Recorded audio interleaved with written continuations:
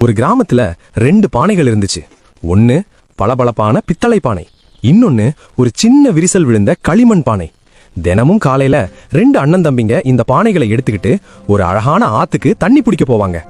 ஆத்துல போய் 2 பானையிலையும் பளிங்கு மாதிரி இருக்கிற தண்ணிய முழுசா நிரப்புவாங்க. ஆனா திரும்பி வரும்போது அந்த பித்தளை பானை ஒரு சொட்டு தண்ணி கூட சிந்தாம சூப்பரா வரும். ஆனா அந்த உடைந்த பானையில இருந்து வழியெல்லாம் தண்ணி சொட்டிக்கிட்டே வரும். வீட்டுக்கு வந்ததும் முக்கால்வாசி தண்ணி காலியாகிடும். நான் எதுக்குமே லாயக்கில்லன்னு நினைச்சு அந்த களிமண் பானைக்கு ரொம்ப கவலை. ஒரு நாள் ராத்திரி அந்த தம்பி கிட்ட பானை அழுதுச்சு.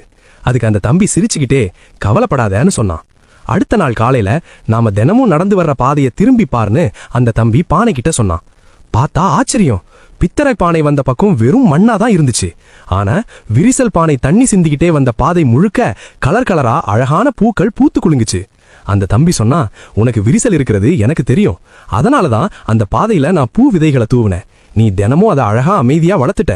அப்போதான் அந்த பானைக்கு ஒரு முக்கியமான நீதி புரிஞ்சுது.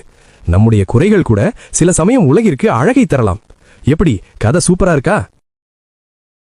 Download ShareChat.